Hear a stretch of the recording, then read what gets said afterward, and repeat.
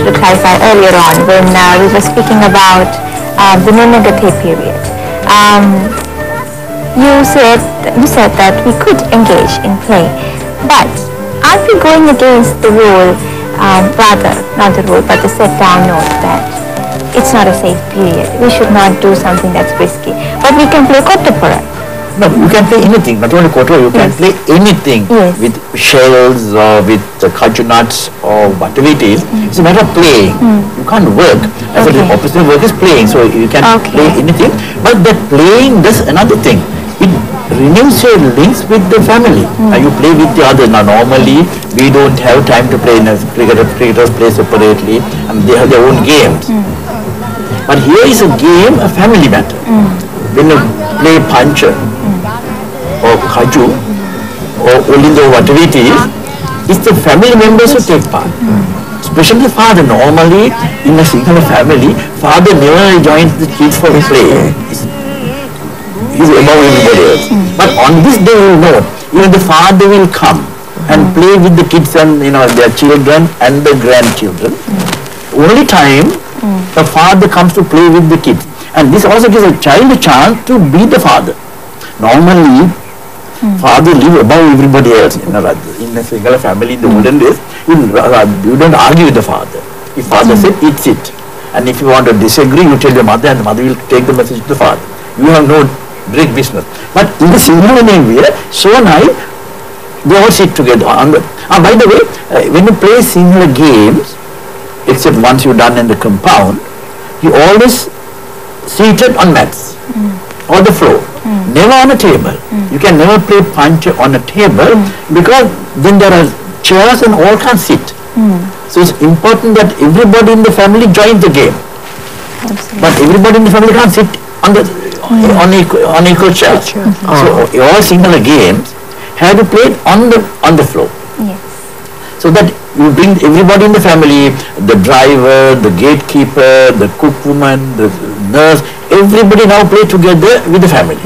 That's itself nice. You bring a unity among the family. And of course the parents are there and the children come from wherever they are. Now normally our children go and, in the olden days when we had the New Year in the village, traditional village, it was an agricultural village, agrarian life. They are all there. But now children go for employment to different parts of the island. But because they can't work and shops oyster closed, they have to get back to ancestral home. So it's nice for the parents to see their children and their grandchildren for at least after 1 year. So this renews the links with the family. And when you play, that's again enhanced. So everything, so this New Year is not just a matter of astrology. It's a very important sociologically because it keeps the family going. If the family collapses, everything gets destroyed. When you say the dawn of the New Year, what does it signify? Well, it is a renewal of life, a celebration of life. But we wait for that moment. We wait for that auspicious time to lit firecrackers and to celebrate that particular time. But when you say dawn of the year, what does it signify exactly? The dawn means another beginning. So the beginning link with the movement of the sun to the first house again, face again, all Aries, So that's the beginning. That's the beginning of another cycle. So that's linked to astrology. But in another sense, beginning means you renew everything. Your life is renewed again. Now physically, they say the way you cook. Now that's kitchen. When we work in the kitchen every day, day in and day out, it's a lot of dust and rubbish gets collected near the hearth. Even in the modern pantries, things can, when you're in a hurry to go, cook can take a blank packet and rush to the van to go to your job. You have no time to look at the pantry or the cooker or whatever it is. Now here, the signal New Year gives you a chance. Take a look at where you are cooking. Clean it. In the olden days, it was done in the hearth, Lipalanga. And a lot of ash get collected inside the hearth. So you clean it. And usually in the olden days, they had salt in either in a coconut shell, lunar polka shell, or in a bottle. But when you keep on using it for about a few months, certain things get collected at the bottom. Now here you get a chance to throw away that. Either you throw the entire coconut shell out, or get a new one, or clean the bottle of salt. So it's always hygienic. So renewal in a physical sense. Of course, you do clean the house, give a whitewash and all that. That's also nice. And children are given new clothes, so they look quite nice and they're very happy about it. I remember when I was a young boy, I come from a village, so it's very nice to go around, show others that you have a nice new shirt to wear or whatever it is. But now, now in my old age, I don't fancy that much anymore, but I'm sure Punya, even here in Colombo, you getting a new dress, and when you go and when you visit your parents, you always take a gift. It's still the custom, but because you don't go empty-handed. He's something you have to take something, and for your parents, you always take from his salary a certain, a new cloth, a kambaya for the mother, or a cheat for the mother, and a sarama for the father. You have to take. So this is very nice, that kind of renewal. Professor, can I ask one question now? This is okay in the old way and in a village, but with today's modern equipment, how do you start? Do you turn on the microwave? Yes, clean That's a very good question. I said clean the place. Yes, yeah. You don't have a heart anymore, but you have a blender, you have a cooker, you have all this there now. Look at even that can get dirtied or when people use it. So clean it. I'm sure, have a look at it. Cooker, see what get collected in a hurry. So clean it. Give a physical new look, better hygiene. And then physically, on a certain day we have to anoint oil on your head. And usually it's done by a native physician. Then you clean, now you are using all kinds of shampoos. So we did use shampoos of very herbal nature. You collect them and you clean your head and go for a bath. So you clean yourself physically. That's very important. You spoke about your childhood in the village. So unfortunately, we haven't had the fortune of staying in a village and experiencing that. So could you tell us a little bit about what it was like for you as a child to grow up in the village and have Avurudu in a village? Yes, well, I said I come from a village, but I didn't spend all my life in the village. I did come to Colombo to study, so therefore I always looked forward to my vacations, so that I can go back to my roots kind of it. True. So during April vacation, they especially have a vacation in April, so that we celebrate New Year at home. So during that time, I still remember the kind of games we did after getting dressed in a nice white cloth. There are two kinds of games. Some are indoors. You play inside the house, like pancha or kaju, you play inside. Others are outside, either in the compound or in a paddy field. So you can have two kinds. And I still know that I said when you play inside, you have to sit on the floor so that we all can play together. But when you play outside, no, you always hold the hands. Holding hands has a kind of sociological significance. Sometimes you hold the hands of a person with whom you are angry. So don't forget that. Because when you live for a year, for some minor petty thing, you can get angry with your sister or somebody else. But suddenly when you play together, Ilwang Kandai Manga, all kinds of games where you hold hands like a fence, others go in, try to break in. So you always hold hands, and that's very important because suddenly you realize they are holding hands with somebody with whom we are not talking for a while. Suddenly you bring back, you renew, forget about the past, so about why you were angry, and begin new life. So it's very important. So there is copper pipinya, you take something, people are seated around, you go around, take a handkerchief and you leave it behind somebody without being noticed, and then suddenly you realize something where you get up and go around. So there are all kinds of games where boys and girls play together. That's a very important thing. There is no sex discrimination. They always can play together. So this was done. So I thought it's a very nice time. And of course, they did have a game, indoor game called Olinda.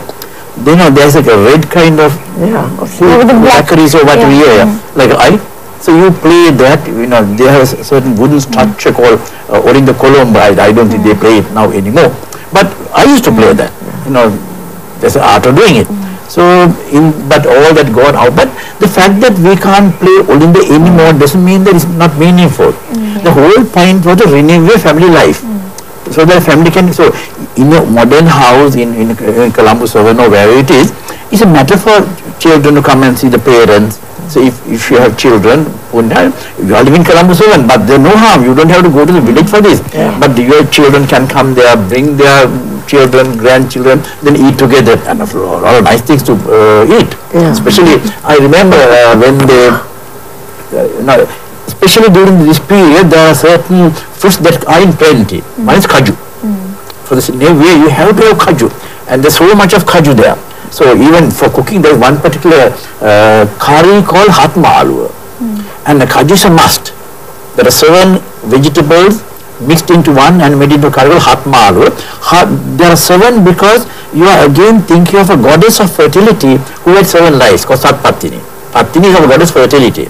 So in honor, we are having a curry with 7 vegetables. So which includes kaju, kosata from jack seeds, then wambatu, wattaka, tampala or some kind. Give the body the readiness it needs for continuous development. M for Grow A+. Kosata from jack seeds, then wambatu, wattaka, tampala or some kind of leaf or indololo or something like that. So it's very nice. And then for fruits, of course, then there is bananas anytime. And when you want to have kind of, you know how to ripen bananas in a special way. So you dig a pit and you kind of have a bed of kind of leaves called cappitia cola. Have that, then put 2 or 3 whole entire banana, bunches of bananas. Then you put many more over it, this cappitia cola. Then you close it and put it on earth and close it. But there's always a hole connecting that to the outside. So you have to kind of, from time to time, you have to send smoke down. Okay. We can do again. You do that way. And then when this time, the entire thing is beautifully yellow colored. If I may ask, how do you put smoke into that particular setting? Well, again, in the village there are certain ways of doing it, getting the fire, not by using switches and that kind of thing. So by you have coconut leaves are brought together into what you call hulwat. You put it there and the fire, the smoke goes down. And that's also a family affair. The whole family. Well, it's done in a family, but when it's always whenever visitors come, you have to feed them. Have you done it, sir? Well, I should, because it's very exciting for us to be part of that.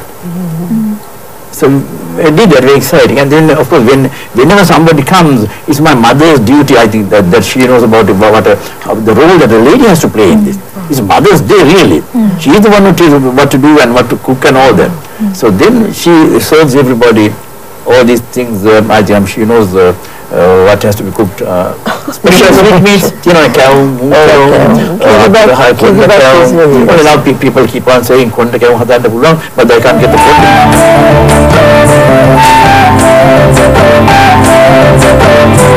In a village setting, it's not like in the urban areas where it's just the family or the 4 or 5 members who come together. It's the entire village that comes together for this festival, especially on the day prior to the Sinhala and Tamil New Year. Everyone gets prepared, everyone thinks about what they should do to get themselves ready for this big day. How would you say that they prepare for it, sir? Even things like playing the Rabana, that has a significance. It's not just you're playing it for the fun of it, but actually there is a reason why a lot of people come together to play the Rabana. And what is the significance of all of this? They show their skills, It's not so simple when you can watch some old ladies and even men playing. You know, there are all kinds of a gymnastic kind of, you know, how they play with the fingers as well as the elbow. You know, there are they do it in a very, very exciting way. So they do that, show how good they are, how clever they are in handling the music of Raban.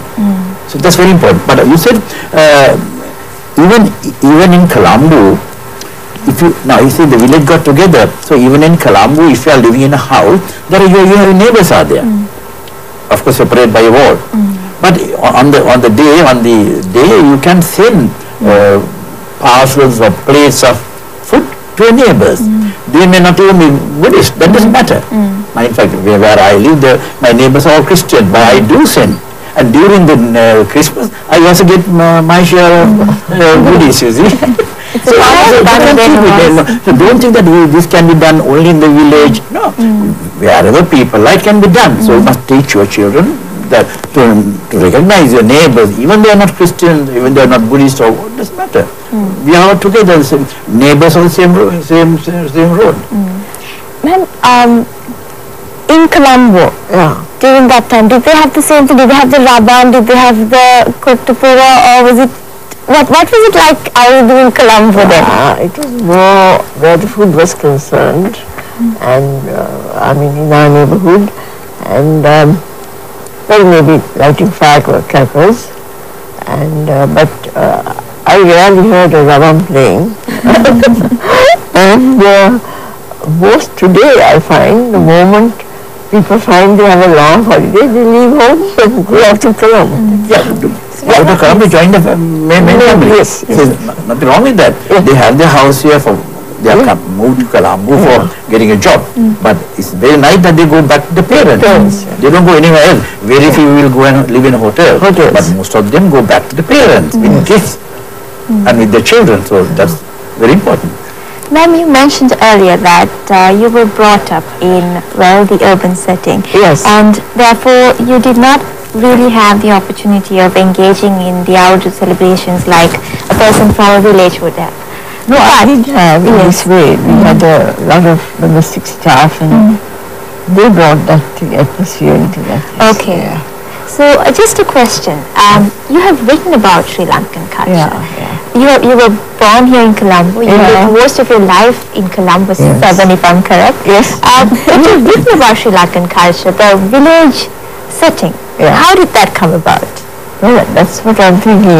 I associated a lot with the staff and listened to stories told by them to me. And then we went visiting estates, things like that, and I came into touch with them. And that's how it happened. I think I grew up with a lot of stories about the village and about, you were one curious kid. Also, sir, when you speak of your childhood and how closely Avurudu is linked to that, has that contributed to who you are and how closely linked to Sinhala you are? Very much. You know, all this shows what we value ethically and morally. Now, so as a Buddhist or as anybody, we have to respect and be grateful to our parents. So when I go back to the village and offer them gifts or whatever, I'm showing my gratitude. Now, you have looked after me well. So in return, I am doing a job now with my salary or whatever it is. I offer them something. So it's a value that I value what you have done for me. So gratitude, grateful, that I have learned. So I think we all have to be at the end of it grateful to others for what we can't do everything ourselves. We always have to depend on others for various things, for education, for everything else. So therefore, it's nice for anybody of whatever religion to be grateful to those who have been helpful. So that's why we learn that. Then the sharing of things. So it's another very important cultural value is that you should never enjoy things yourself.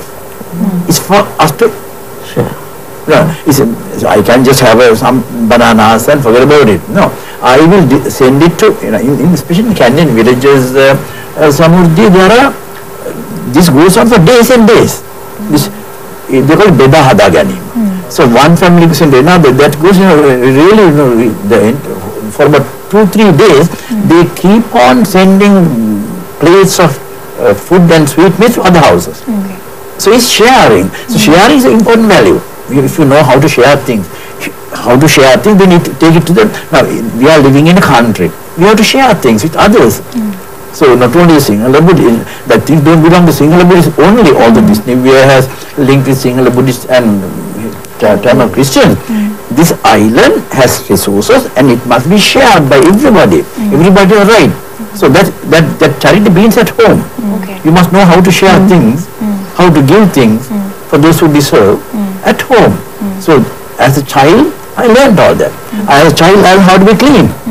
We had to be very clean. So bathing is a very important, especially in distant areas.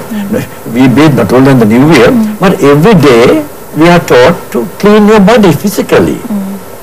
So that way, of course, for what if there's anybody who doesn't bathe in this country, he has to bathe at least once in the New Year day. That is really, if somebody says, I am allergic to water. Whether it's water, he has no choice. At least once a year, he'll be clean. Ritually and by force. It's very nice. So when you compare your childhood and the heritage that you have with someone with like urban youth So my own children, I have a son and a daughter, and they have their children. So we share now. We now on the 13th, lot of people invited me to be in the studio. I said no, I can't be talking about all this in a studio. On that day, I must be at home to see my children who come to pay respect to me and my grandchildren who come with them. So I said, on the 13th, I will be at home. If I spend my time in a studio talking about it, that means I am violating the rights myself. I am somewhere else, but talking the importance of children coming to see the parents. Now I will be at home. So that way, so I am passing the, this culture is something that you have to pass from one generation to another by precept. But so do you think it's being passed on, like in certain families where they understand the importance that it is passed on? But do you think in a majority of families that is it passed on to the children? Well, it has been done that way. There are others who don't care. Now they say, somebody said, I don't believe in astrology at all.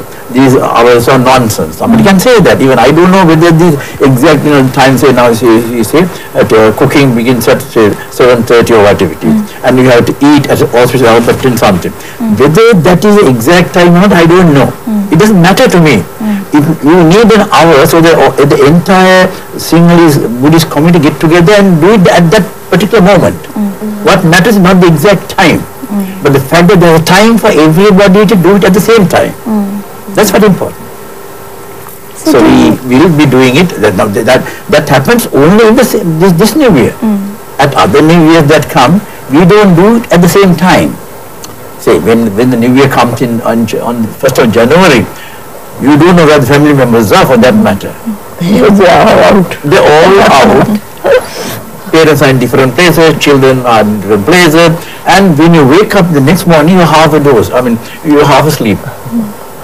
The New Year comes on the January 1st for people who are sleepy, but not this New Year. All are alert, all are waiting for the auspicious moment to come, and as it comes, they light the lamp and do certain rituals, offering betel to your parents, and you share things. Now, doing the same thing, custom carried on in the northern areas? Not in the exact way, but even in the family, they do go by auspicious times.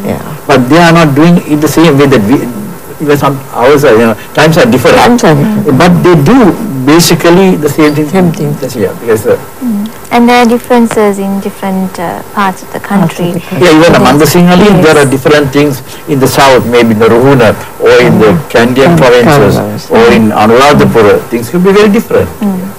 Well, what would you say is the role of a mother in this time of the year, in Sinhala Tamil New Year? What role does a mother play when it comes to celebration and bringing the family together, ma'am? You're asking me? Mother has to play an important role, and have everyone milk rice in the morning to everyone. And that's how it should be. And the children should come to see her. But I find today more and more people are let go in those old customs. And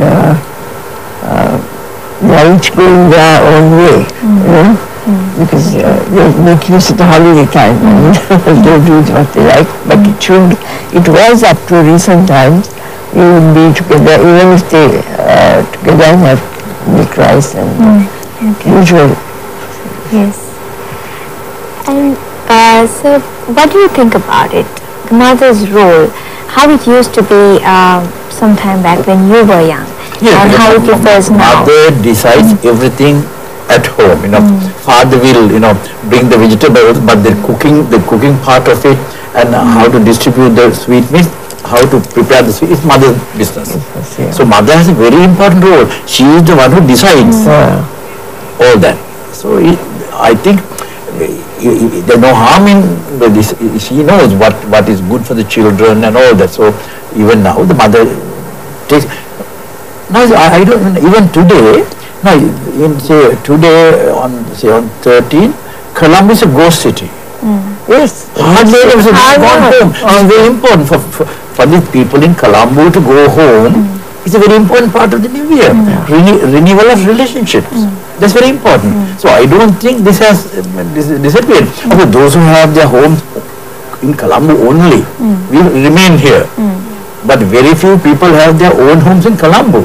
Most of them commute to Colombo for work, or they live in a lodging or somewhere. So they will go back to their ancestral home. That's very important. I think still the main purpose for which New Year series is continuing. I'm very happy it's so. Today we have a lot of working mothers, and the role that Mrs. Punyakanti brought up. Do you think that it's difficult for our mothers who are working and who are part of this busy schedule, who are not able to go out with their families to visit outstation? Do you think it's difficult for a mother who's in Colombo? No, on other days, working mother can't go because she has to go to work. But here is a time, there's a number of days given, holidays for them. And you can't work anywhere because of that other reason. Even if somebody wants to do some overtime. No, not today. It's closed. So this New Year makes it compulsory for even those who are employed, men or women, to go back to your original home, which is very good. Do you get the same feeling that you used to get as a child when it comes to Avurudu now? How differently do you feel about Avurudu now? Not the same, you know. Those days I used to like say lighting crackers. I don't get any excitement now. It's very nice for little children to light a cracker and run, you see, or do something of that kind as a kid. But so now I'm no more kid, so therefore I don't get the same enjoyment that I used to get when I was a kid. But other things, you know, my work with the family, I still continue in the same way. What about you, ma'am? The feeling that you get during the time of Avurudu, how different is it from the time that you were when I was small? It's, well, in a way I can say now that when I was young, I was with the family and the staff and everybody, we were together. But now more and more, I mean, I have to say the truth, I'm concerned only, I'm not referring to everybody. I'm more or less alone in my home because all the children are married and left. And so, during that day they will come and see me, but that's about it. That's true, ma'am. When you take that, I think is quite the common situation in many families, especially when you take like an urban setting. Yes, that's right. You only have that day to come back and talk to your parents. So the real meaning of Avurudu with all that richness and all the beauty that you speak of, sir, hasn't it diminished a little bit? It's not, you can't have it the same, not the same way. This kind of nostalgia, you know, those who the good old days, you know, that can never be, never happen. But still, it has not completely gone out of use. But also, sir, like when you take like there were so many outside influences. When you were small, we didn't have so many Western influences, so many influences from outside. Has it diminished? Outside influence can be made use of. Now we never had television those days. Now by watching television, we see how people are in different parts celebrate the New Year. And also instead of actually going and playing Rabba, you just watch someone play Rabba on TV. I am not good at Kottapura, I just can't do it that way, you see. But I can watch others and enjoy how they do it, or that kind of bicycle races or eating buns or whatever it is. Yes. I don't take part anymore, but I enjoy watching others doing it, what happened to them. Yes. So with outside influence like television, it in a way enhances, it keeps it going. Okay. If you have no TV, you don't know what's happening maybe in Jaffna or in Monoragala. So it's not a bad thing. Only you must know how to make use of it to take the message across. I'm looking at this sky-like thing behind. You see, then not only the sun, even the moon becomes very important for the New Year, because there's something called watching the new moon. Now that's again an important part. There's a big difference between the sun and the moon. The sun is already the same, but the moon grows. For the first 15 days, it grows and becomes a full moon. It then goes down and becomes. So full moon is something that grows. Moon is something that grows. So Navahanda is the new moon. So it's nice to watch the new moon grow. So it's a kind of, you make a resolution, like the new moon, may my life grow, things grow. So we have been watching, and I think the South, there's a custom, when you look at the new moon and eat something very sweet, like a piece of jaggery, they eat that, combine that. And I remember in one verse in the Sigiri graffiti, at Sigiri on the mirror wall, there are certain lines scribbled called Sigiri graffiti. There's one young man telling one of these women, beautiful women, why are you not looking at me? I am one who has seen the new moon in Bak. Now Bak Lasan Dut Minisakko. You can't just let me, ignore me like that. I am one who has seen the new moon in the month of Bak. So watching the moon has had a lot of significance. It's not that significant now, but for that man to say, don't ignore me like that, telling a pretty woman, don't ignore me like that, I'm one who has seen the new moon, for what it's worth.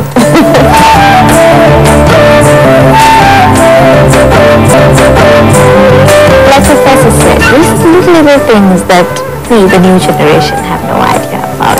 And one more thing a few other things rather, that we would like Professor to clarify for us.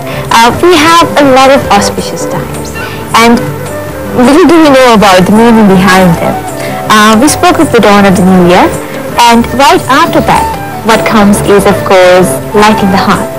So what does that signify? You bring fire back. You took the fire off the hearth in the old year. Now at the auspicious moment, you bring fire back to the hearth. And we say in Sinhala, Libbanda Ginimolava. So that's the phrase for this. Yes. Not just light in the heart, of course in English you say light in the heart. Yes. But in Sinhala you add a little more, Libbanda Ginimolava. That you have to set up the heart and then light the thing. That means when you use the heart for a long period, it can get kind of, disorganized. Something can happen. Even the pots can have a little crack here and there. But when you're in a rush to go for your work, you may not have time to do that. But here now, you have to redo the hearth. There are 3 pillars sort of thing, Galtunatina.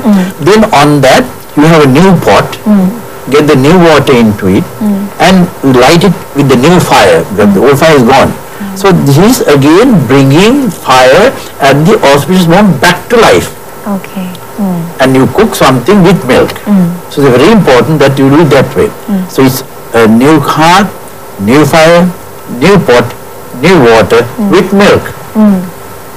And that's then again, as in we will have one curry called Hatmalua with 7 items, again which are very nutritious. All these kaju and coconut and jack seeds and wambatu, vattaka and all that are very I mean, these are vegetables which are nutritious. So you begin a life with, on one side, paying homage to the goddess of fertility, Patini. On the other side, giving good food for you and very tasty. If you know how, I don't know now, I don't know whether ladies nowadays know how to cook hot malu. I don't know, but They may not know even the phone now for that matter.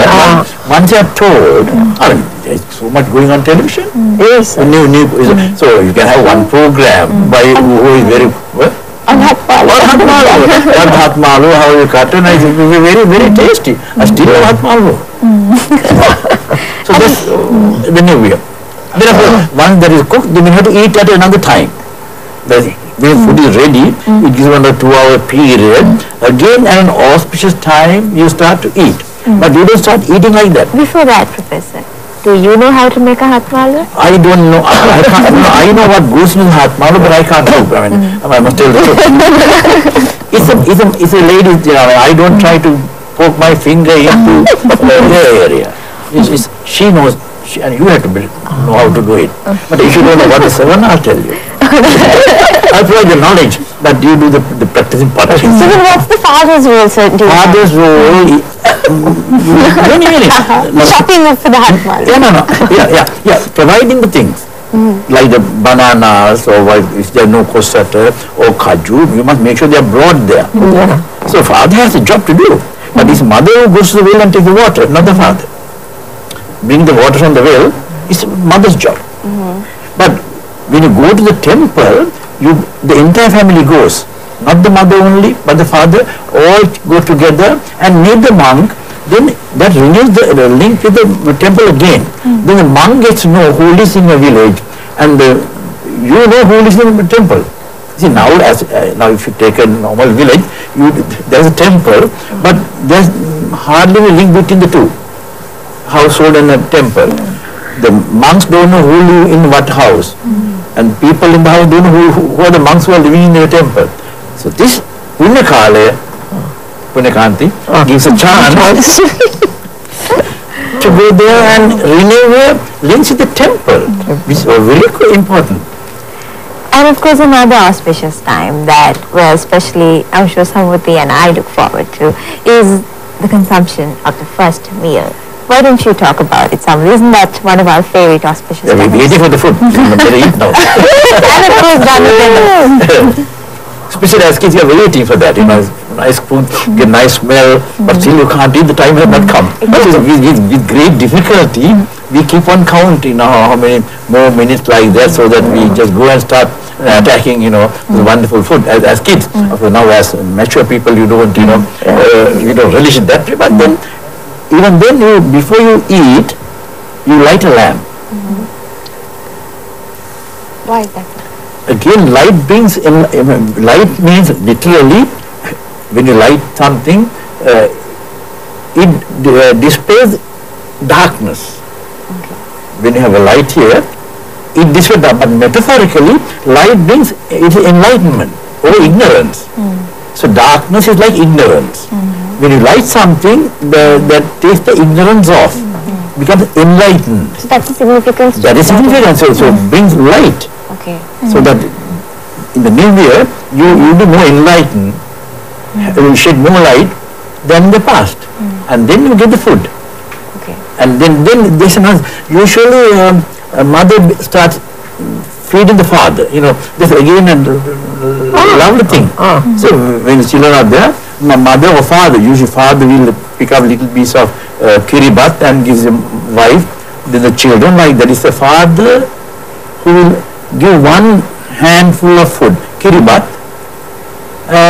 to all the kind of close ones who are around the table. So the real share, you just don't start eating. You first share a little bit with others, and then you start eating. I remember how we all used to stand in line waiting for our father to approach us. Oh, next is my turn, and we used to get so excited. And it's still there, we've grown up, but that feeling is still there in us. And we're talking of auspicious time, another important thing. What is it, Sabati? When you oil. Yes, put oil on your head. again it's done by either a native physician or somebody who has what we call adgune. Now there's another. Is there a monk? No, could be a monk. Usually if the monk is a famous Ayurvedic physician, that's the only profession a monk can profess in this country. A monk can be a Avurudhu. He can't do any other than teaching. A monk can't be an engineer or an architect. The only other profession a monk can profess in this country, either be a teacher or a Vedamahatya. So Vedamahatya, So he has, in a village, a good Vedamahatya is identified by the fact that he has a special, what you call Adgunaya. He has a special power of the hand. I thought the grandfather also. It can be mother, anyone else. So when you plant a tree, something, if you get somebody to plant it, it will bear fruit. If you get somebody else to plant a tree, it won't grow at all. So this is what I call another beautiful village concept for Nekatral, Adgunaya. The effect or the efficacy of the hand. Only some have it. Yes. Not everyone. Plant down, it grows. Usually mothers have it. So when mothers cook, even without condiments, it's very tasty. There are others who cook, put everything possible spice, you can't eat at all. But mother has adgune, so like that, so it's usually Vedamahatya who will anoint, put his hand over the head. And putting anybody's hand over your head means he is a very powerful person. You are not allowed to touch your head unless he is somebody who is respected and above you. A Buddhist monk can do that.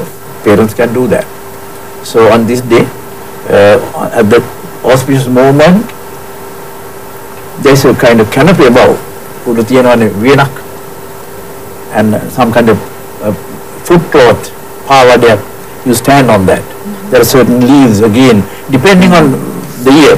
For every year they say, for this year you get these, so it keeps on changing. But they are all herbal, leave its herbal value. So you sit there, then he does it. Then you go away and they have prepared out of oranges and various other lime and all that, some kind of what you call shampoo. Okay. Then you take it to the well and you go there and you do complete massage with that medical kind of herb. And then you start bathing. And the special thing about of course you can't do it unless you have well here. So all gather around the well. So all the relatives now who have come for the New Year will be there, all will be bathing for hours. It's like a water sports. This reminds me, in Thailand, they have the same New Year. It's called Songkran. Songkran means Sankranti. So it's again the Shakavasha coming there. And what they do is, we have been avoiding water, they are playing with water. They keep on throwing water. Little kids will have their water pistols, big ones will have trucks and the huge hose pipes. And tourists who come there really enjoy it because they don't do that at all. But no, you don't have colors in India. You have this holy festival where you have your colors. Speaking about Thailand, you've traveled extensively. So you've seen different cultures, different angles. So taking that into perspective, what is your opinion of how we have even they do visit their parents during this time. Although they do play with water, they do some of the things that we do because it's a Buddhist country. Thailand, all the Buddhist countries, Cambodia and Laos, they're very Buddhist countries, and they also form into same Theravada school like we do. So as part of Theravada tradition, they do visit their parents during this period. So it's more or less not completely, but they have their differences. But for the Songkran, they do visit their parents. Good evening and welcome to Headlines First. In our top stories this evening, issuing a message to mark the Sinhala and Tamil New Year, President Mahinda Rajapaksa states that it is best if every step is taken to build good relations and cooperation during the season of festivities. The central bank states that foreign remittances from Sri Lankan expatriates were the country's primary source of foreign exchange last year. North Korea's highly anticipated rocket launch ends in failure. News First International Desk has the story covered. On Sports First, we will bring you the details of the Sri Lanka women's cricket team who will engage in a tour in West Indies after a lapse of 2 years. For details of these stories and much more, join News First Primetime News Bulletin at 9 tonight.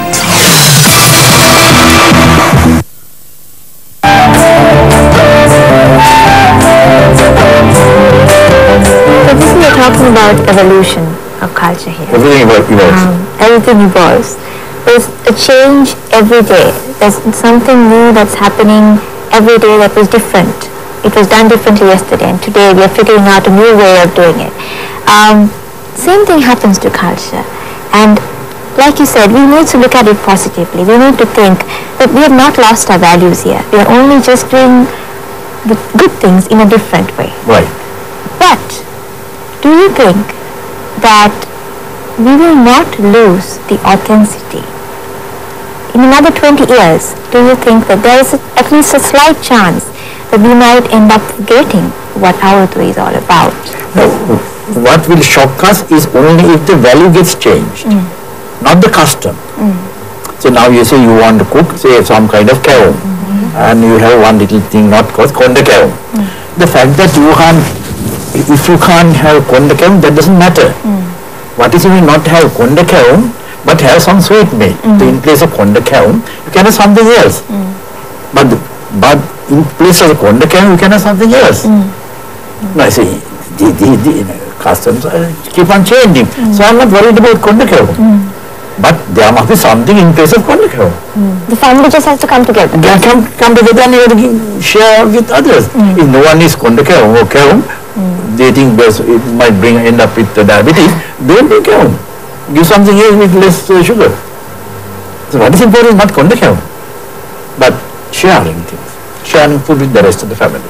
Professor, you are someone who advocates change. You advocate change in language. You believe that language evolves and it's all right to incorporate different influences. Does the same theory apply to customs in relation to the Sinhala Avurudu as well? Well, you said I advocate change. I can't help change. Everything changes. That's the basic concept of Buddhism, that life is impermanent, things are changing. So among the things that change is language. What we said in the olden days, not anymore. But what that little one said, poet said in Sigiriya, we don't say it in that way anymore. Nava bug lasan, you don't say bug anymore, you say buck.